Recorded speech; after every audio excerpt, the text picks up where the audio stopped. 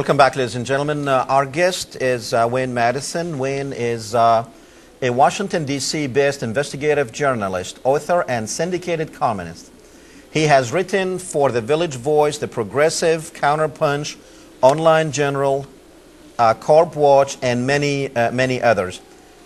He is a frequent political and national security commentator on Fox News and has also appeared on ABC, NBC, CBS, PBS, CNN, BBC, and many others too.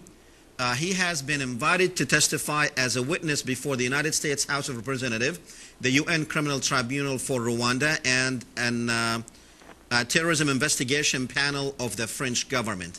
Mr. Madsen has some 20 years experience in the security issues. As a United States naval officer, he managed one of the first computer security programs for the United States Navy. He subsequently worked for the National Security Agency, the Naval Data Automation Command, Department of State, RCA Corporation, and Computer Sciences Corporation.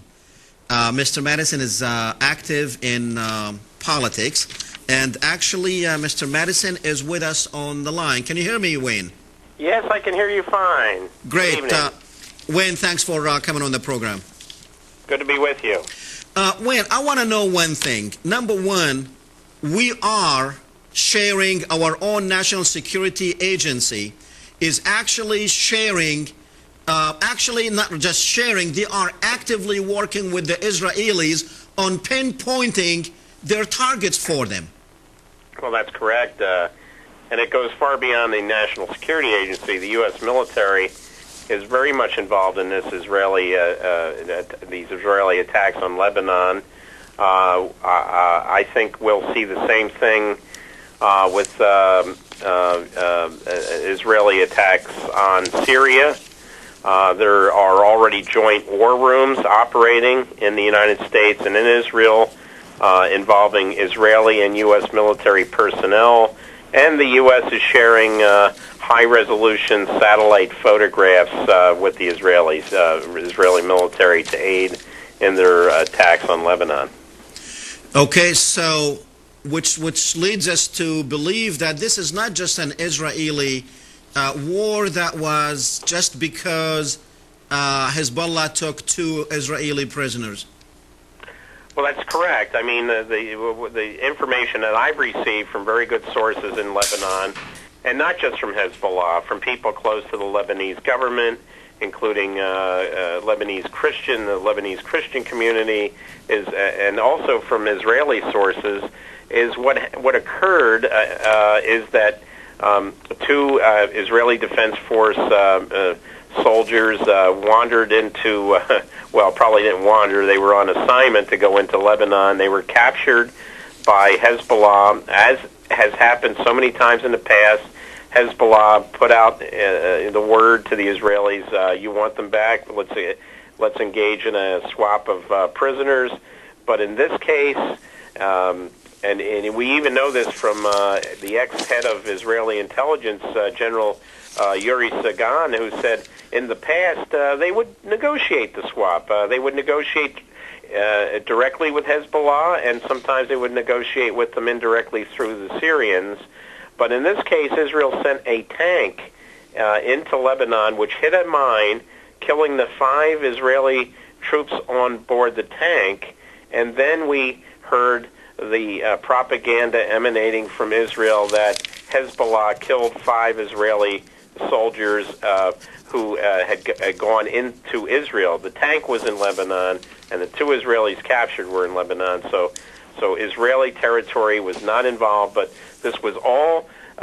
This was a staged event, obviously, because last month Dick Cheney, Natan Sharansky, the member of the Knesset from Likud, and Benjamin Netanyahu, the 3 of them met at the American Enterprise Institute conference in Beaver Creek, Colorado, to talk, to set in motion the final plans for the destabilization of Lebanon, and this was the culmination of those talks in Colorado.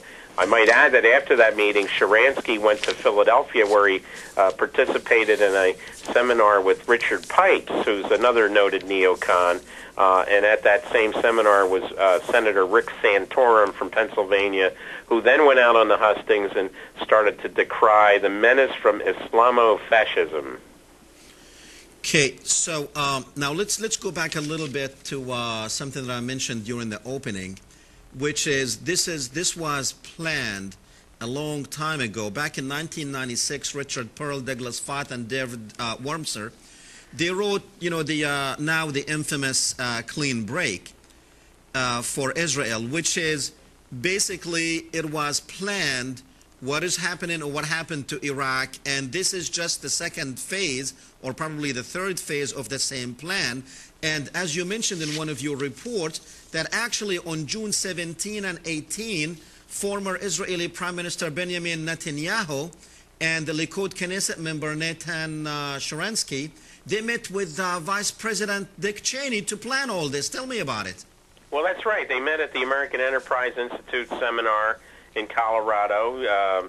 This deep-pocketed Center for Neoconservative Planning and Chicanery, and they discussed this. But you're correct. The clean break was drawn up in 1996. At the very same time, the Project for the New American Century was coming out with its program to get rid of Saddam Hussein. The same people were involved: Feith, Wolfowitz, Pearl.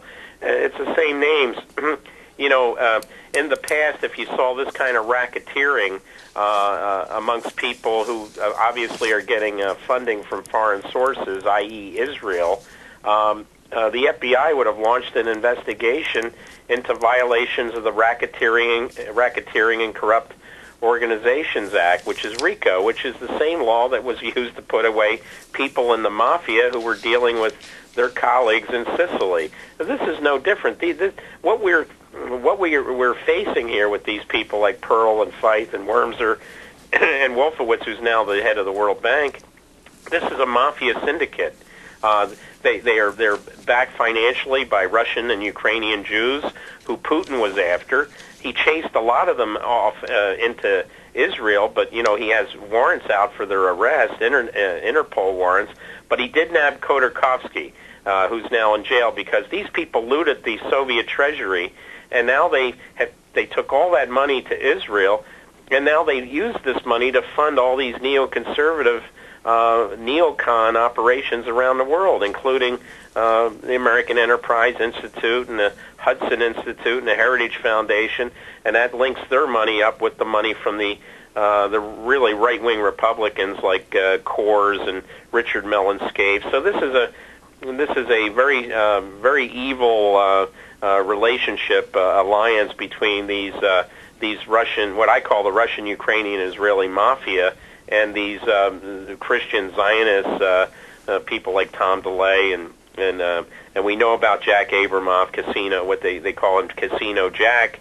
Why was Jack Abramoff involved with casinos? Because that's what the Russian mafia is engaged in gambling. That's one of their biggest business areas. So these neocons are far from just being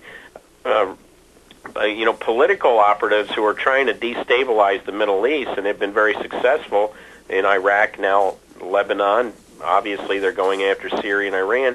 But more than that, they're a criminal syndicate, and this is what I mentioned in my recent book, Jaded Tasks, which is available right now, about the roots of this organization. And I point out that this Russian, Ukrainian, Israeli mafia has direct links to people like Osama bin Laden. You know what? I mean, you bring in Osama bin Laden, and I'm starting to think, okay, what's going on here? His second in command, he was on Al Jazeera yesterday through a tape, of course. And why is it every time every time the neocons need Al-Qaeda is there to basically tell them, hey, we're here, so scare your people that we are here. Why is this, Wayne? Well, look, the links between Al-Qaeda and the Saudi government are very, very close. Isn't it funny that before Condoleezza Rice went off to this ridiculous trip to the Middle East where she accomplished absolutely nothing except window dressing, showing up in Beirut looking like she was on vacation with her sunglasses in her hair and, you know, in her chic outfit. That Rice and Bush and the Saudis met in the White House. Now, the Saudis, of course, said that they were not all that opposed to the Israeli attack on Lebanon until they started to get a lot of pressure from their own people and from other Arab countries. Israel and Saudi Arabia have never really been at war with one another. I think there's a lot of links between the Saudi royal family and the neocons, the Zionist forces in Israel. They're almost like it's a platonic relationship. So of all people for Bush to be meeting with, you would think he would have invited, instead of Prince Turki, the Saudi ambassador to the United States, who, by the way, met with Osama bin Laden on several occasions when he was the head of Saudi intelligence. You would have thought that instead of meeting with the Saudis, who are very, very, jaded as far as what's going on in the Middle East, they would have met with the Syrian ambassador more than they, and the Lebanese ambassador. Why meet with the Saudi ambassador? I thought it was a very strange showing, and I think it just shows that the links between the Saudi government and the Israelis are very, very close. And I've come to the conclusion that in the 9/11 attacks, although there were Saudis on board those airplanes, members of Mossad also knew about this before it occurred. Let me go back to Lebanon now, because I want our viewers to be clear of the relationship of our own country, our own government, into what's happening in Lebanon. That this has nothing to do with two prisoners that Hezbollah had taken. Now, just tell me, is this the same plan? Are we deep into this war? Is this an American war? It is an American war. There was a report that came out today on the web that looked fairly accurate to me, that when Condoleezza Rice was in Rome, she told the other parties, including the European countries, that the Israeli it wasn't really an Israeli attack on Hezbollah. It was an American attack on Hezbollah. And why would you be opposed to the United States fighting terrorists? And of course that Rome conference fell apart after that occurred. The United States, the Bush administration, the Israelis have been engaged in a low-intensity conflict in Lebanon since for the last at least since 2002, when we saw the assassination of Eli Hobeika, who was prepared to testify against Sharon in Belgium for Sharon's involvement in the massacres at Sabra and Shatila in the early 80s. We saw his assassination by car bomb. We saw the assassination of Rafik Hariri, the former prime minister. We saw similar car bombings of George Howie, the former Lebanese Communist Party leader, and we saw the assassinations of several journalists. But these were all carried out by terrorist cells in Lebanon, supported by Mossad, with the full knowledge of the United States to destabilize the nation. So is this war being fought by proxy? So is Israel doing a war by proxy for the United States? Absolutely, Israel's fighting the war by proxy. We've seen, just like we saw retired U.S. military and intelligence officers, high-level generals, say it would be a mistake for us to get involved in Iraq. We shouldn't do it. There's also the former head of Israeli military intelligence, who worked under Ehud Barak in the 90s, and Yitzhak Rabin, said this is ridiculous. We rejected the notion of trying to occupy Beirut in the early 90s when we were having problems with Hezbollah. We negotiated with Hezbollah. We negotiated with Syrians. But you know what? The neocons in Israel, just like the neocons in the United States, are rejecting the advice of these retired Israeli intelligence and military officers, just like they rejected the advice of General Shinseki and General Zinni and so many others in this country. These people. So the same scenario is being played again and again. It's the same scenario. These people who never served in the military, including Ehud Olmert. Isn't that funny that I know everybody in Israel. I know women and men and young people in Israel who tell me, yeah, we all have to serve in the Israeli military, except isn't it odd that Ehud Olmert never served in the Israeli military? I mean, what got him out of the military when, even in Israel, even if, unlike the United States, even if you're openly gay, you can serve in the Israeli military. Now, let me throw something else at you, Wayne. 2 days before the G8 met in St. Petersburg, Iran was supposed to give them an answer, and the answer from Iran was, I'm not ready to give you an answer until August.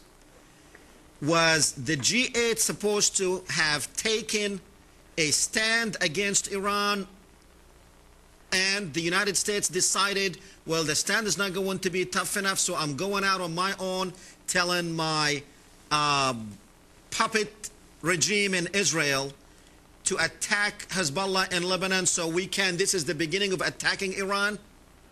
Well, anything is possible, because when you have, people like Michael Ladine, who's very much involved with the Mojahedin Khalq, the Iranian terrorist group that has committed acts of terrorism in Iran, people like Ladine and Richard Pearl, all things are possible. But even before St. Petersburg, this G8 summit, the more important summit occurred last month in Shanghai, China.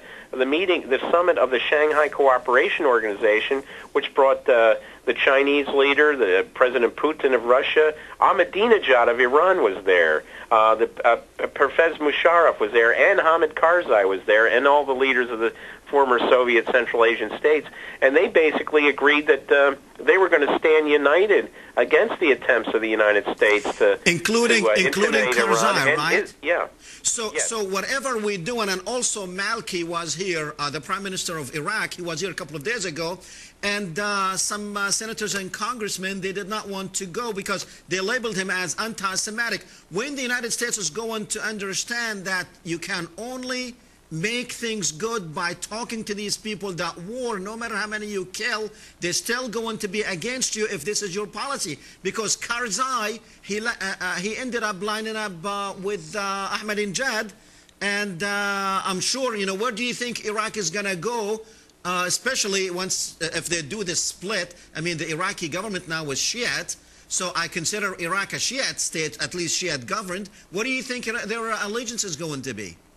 Oh, the government, the country that will be formed, I don't know what name they'll call it, but the country that will be formed from the Shia area of Iraq will be pro-Iranian, just like the leadership of Iraq is today. And look, Maliki is only the prime minister of the Green Zone. He has no authority outside of this U.S. enclave inside Baghdad. But and also I might add, yesterday there was a summit meeting in Dushanbe, Tajikistan, between the Tajik president Rakhmanov, Ahmadinejad, and Hamid Karzai. And you know what they talked about? They talked about setting up a Persian-speaking alliance. Now, this was a follow-on to the Shanghai conference last month. But this Persian-speaking alliance, it's clear that this alliance is going to be directed against any move by the United States and or Israel to attack Iran. And what that does, it'll put all of our troops in Afghanistan at risk. Karzai is already negotiating with the warlords, some of whom were linked with the Taliban. Karzai has good links with Pakistan. And also we're going to see any attack on Iran is going to result in a bloodbath by the Shias in Iraq, the Muqtada al-Sadr militias against U.S. troops. So instead of 10 or 15 body bags coming back from Iraq a week, we're going to probably see hundreds of them. Okay. I'll tell you what, let's go to the phones and we'll come back and finish. We have a lot of stuff that I need to talk to you about. Let's go to James. Go ahead, James. Hi, thanks for taking my call. Hi, Sure. Wayne. Nice to talk to you again. Thank we you, did the James. story with the BBC, with General Karpinski and the Israeli and all that. You did really a good service to America with that. The only thing I wanted to touch on here is with regard to this clean break agenda that seems to be unfolding. It's not so much as America using Israel as its proxy. It's basically the JINSA, Jewish Institute for National Security Affairs, PNAC, Project for the New American Century, neoconservatives, who have wanted to secure the realm for Israel for years. And in fact, they'd actually written that paper that we talked about earlier here, the Clean Break, for Netanyahu, wanting Israel to do it, But what ended up happening is Netanyahu didn't want to get involved at that time, and I even remember seeing him on Fox Neocon News Channel. Well, they couldn't get Clinton to go along with it. Yeah, well, I just specifically remember before the Iraq quagmires, before we got into that, he was being interviewed, and as arrogant as he usually is, he was asked, well, did Israel want to go in there and take out Saddam? And he came back with a curt answer and said, your soldiers can. So this agenda to have Americans die for Israel, beginning with Iraq and now getting this going via Lebanon to Syria and Iran, is right out of James Bamford's Pretext for War book, the clean break agenda that's spelled out eloquently there. And Bamford actually has a new article out in the latest issue of Rolling Stone magazine, and it's titled Iran, the Next War. So it's not so much, I think, at least from my perspective, of having us use Israel as our proxy. We all know from the Mearsheimer wallpaper on the pro-Israel lobby that Israel runs the show here in the U.S., especially when the Middle East is concerned. But it's a joint venture, as Wayne had said. I mean, they're targeting,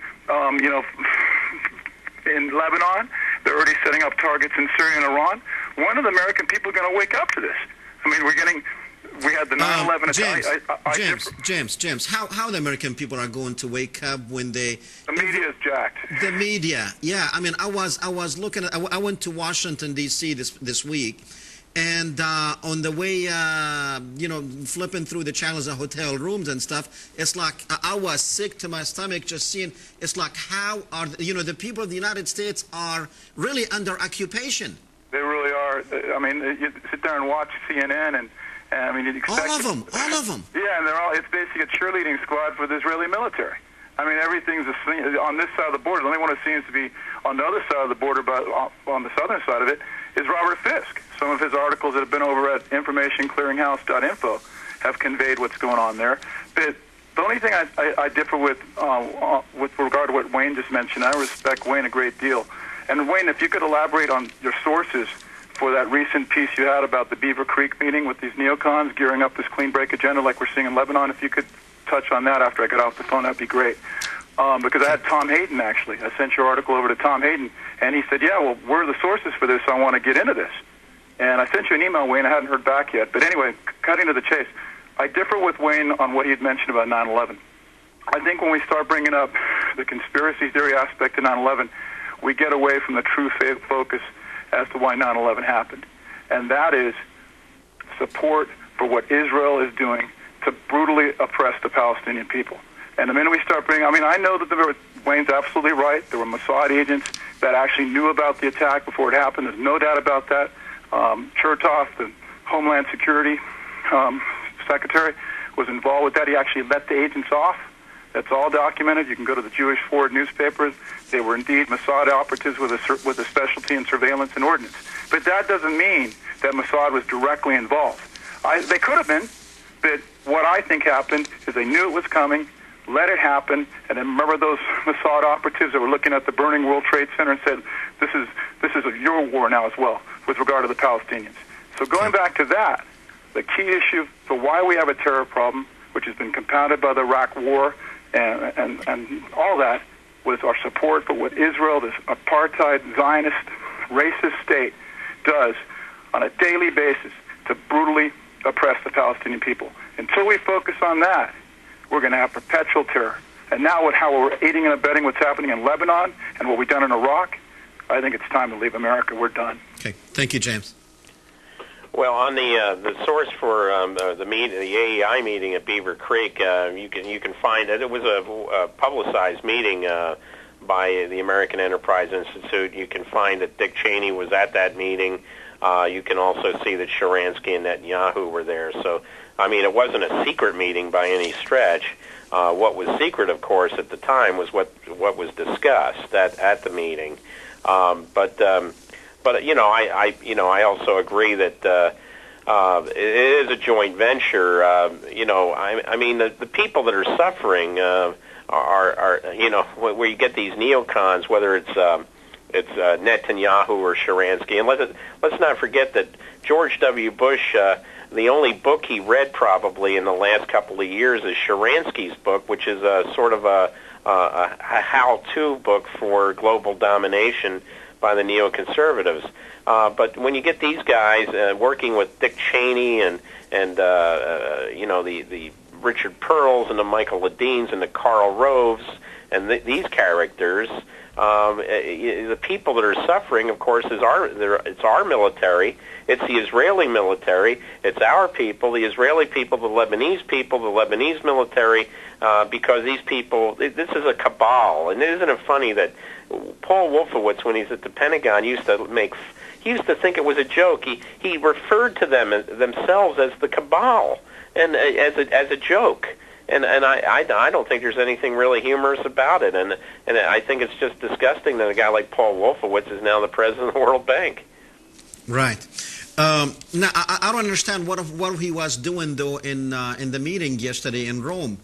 I mean, what's the World Bank president doing in that meeting? Can you tell me? What was he doing at the G8 summit in St. Petersburg? I mean, this guy Wolfowitz is obviously he was placed in charge of the World Bank to continue this neocon infiltration, I think you might say, of the international organizational structures, and it's just a matter of time before they replace Kofi Annan, who of course said the Israeli attack on the UN post was deliberate. They're looking for a replacement for him already, and they're obviously grooming some neocon, and that's why it's so important that they get John Bolton confirmed outright as a U.S. ambassador, because, I've been told by journalists that cover the UN, that Israel has two missions at the United Nations. They have their own and they have ours. And John Bolton does all of Israel's bidding there. Right. His confirmation is tonight, isn't it? The Senate Foreign Relations Committee met today. I don't know what they're obviously going to try to. I'm sure they will confirm him because he has done a great job for the neocons. Oh well, this guy Bolton. He today during the confirmation hearings, he said he was against a Palestinian state. I thought George Bush, his so-called boss, said that he was committed to a contiguous Palestinian state. Bolton today in the confirmation hearing said he was opposed to it, which is what the clean break was all about. It was not only to get rid of Oslo, it was to get rid of Camp David, going back to the 1970s, undoing everything Jimmy Carter did during his presidency and presidents after that. Right. Wayne, I have a question from the audience, actually a viewer email. They're saying they saw most of the mainstream media, they have showed almost every Israeli soldier that died, and but they're not showing the Lebanese children, the Lebanese women that are dying. And of course now we are showing our viewers the horrible scenes with children dying in Lebanon. My question to you is, how can we, it is time that the people in the United States take back their media. Forget about the government. Forget about the Congress. We need to take back our media that is doing nothing but lying to us. And I really don't blame the average American who only barely making it, feeding his children, does not have time to spend 10 hours and 15 hours a day like me and you do on researching this stuff. How, they depend on the media, and every time they turn around, the media is telling them what they want them to be programmed with. We need to take the media back. How can we do it besides picking up arms? Two ways. In 1987, Ronald Reagan got rid of the Fairness Doctrine, which stated that for every political statement made on radio or television, on the public airwaves, they had to give equal time to the opposite point of view. They got rid of that in 87. What that allowed to happen is that we started to see these conglomerations of ownership in the media. That's how Rush Limbaugh got started. The right wing started to buy up radio stations, and basically Rush Limbaugh. They give in many of the stations, the smaller markets especially, they give Rush Limbaugh's program away for free, and it's great for the stations because they get all their advertising revenue, and they don't have to pay any syndication fees Limbaugh. But then we saw the other conglomerations, Fox News, Disney buying ABC, defense contractor General Electric buying NBC, and then we saw Viacom buying CBS. Two things have to happen. We have to bring back the fairness doctrine. We have to give the Federal Communications Commission teeth to enforce it, and we also have to use antitrust legislation to break these media conglomerates up and get them out of the hands of people like Rupert Murdoch. How are we going to do that when our own Congress is also in their hands? Well, we got to get rid of this Congress. We got to get people in. We got to get people in the Congress that are progressives and are not beholden to these media organizations and these other big corporations, and that's the only way to do it. We've got to break the backs of these monopolies. Okay, let me have a Byzantine argument with you. How are we going to get the right people in Congress if they need all the money to campaign, and that money comes from organizations such as AIPAC?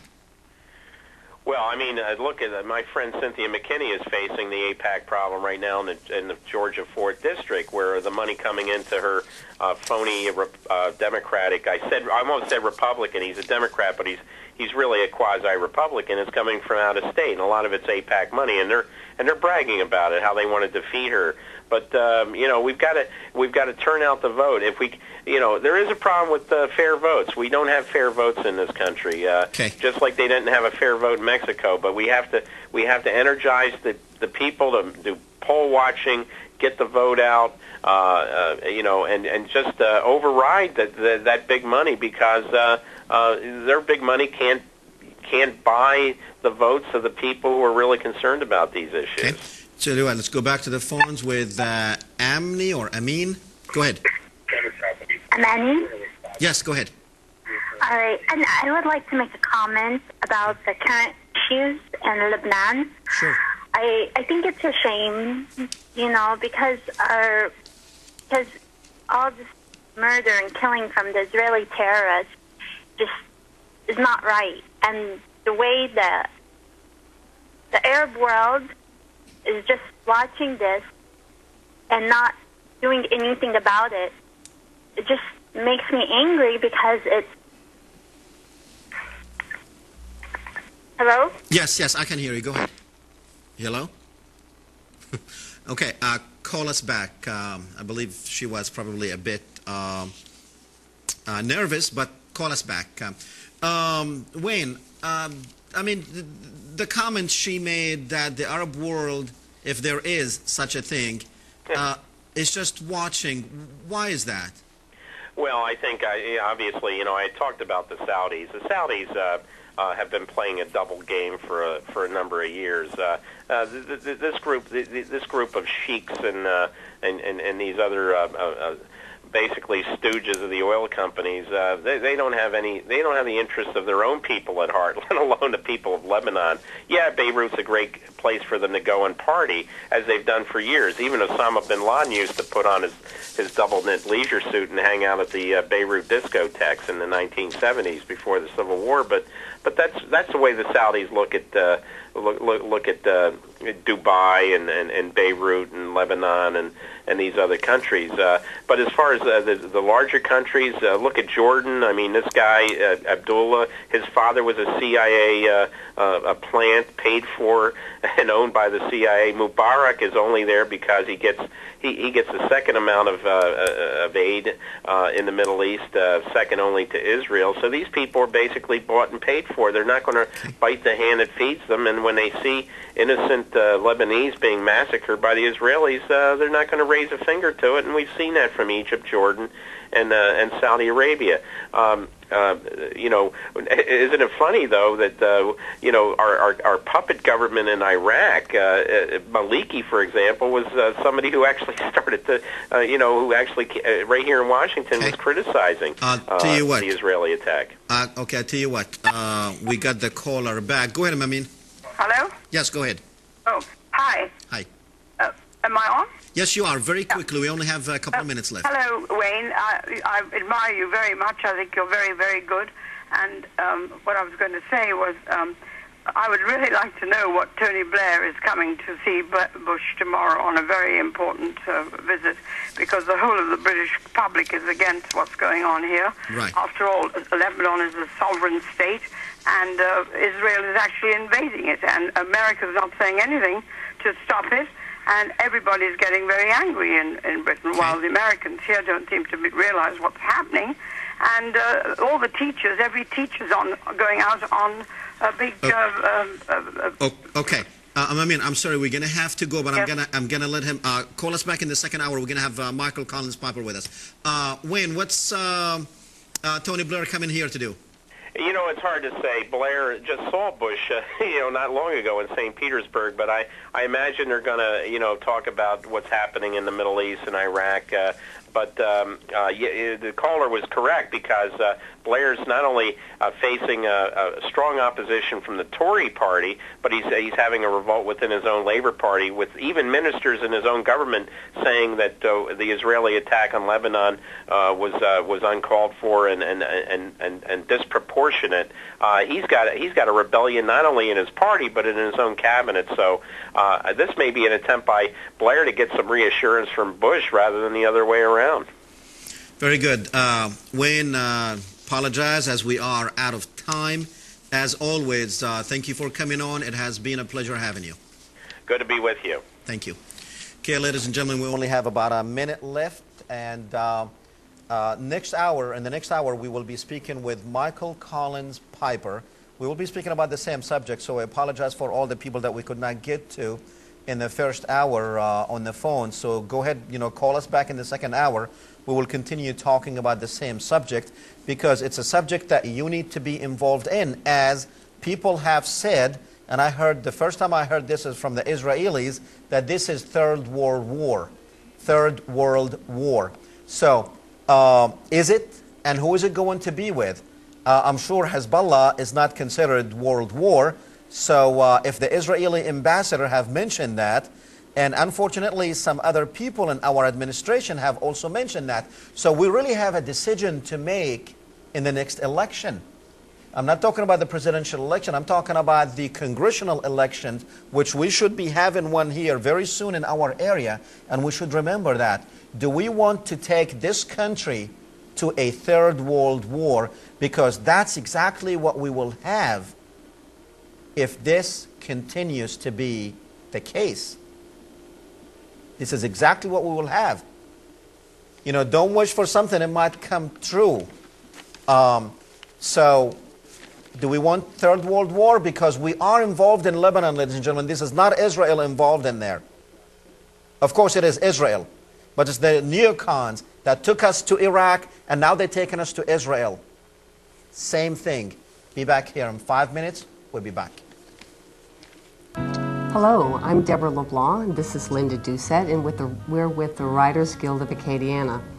The Guild was founded in 1985, and we meet every month at Barnes & Noble in Lafayette at 7 p.m. at the last Tuesday of each month. And our purpose in the community is to support the published writers in our area, and also to network and to educate writers, and those interested in writing. Just have a desire of writing. That's right.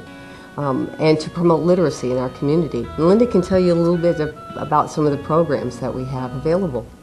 Well, we have conferences and seminars that every other year. We have workshops about every 2 months with writers of the Acadiana being the presenters. Our next workshop will be May 17th at 6:30 to 8:30 p.m. in this building, 700 Lee Street.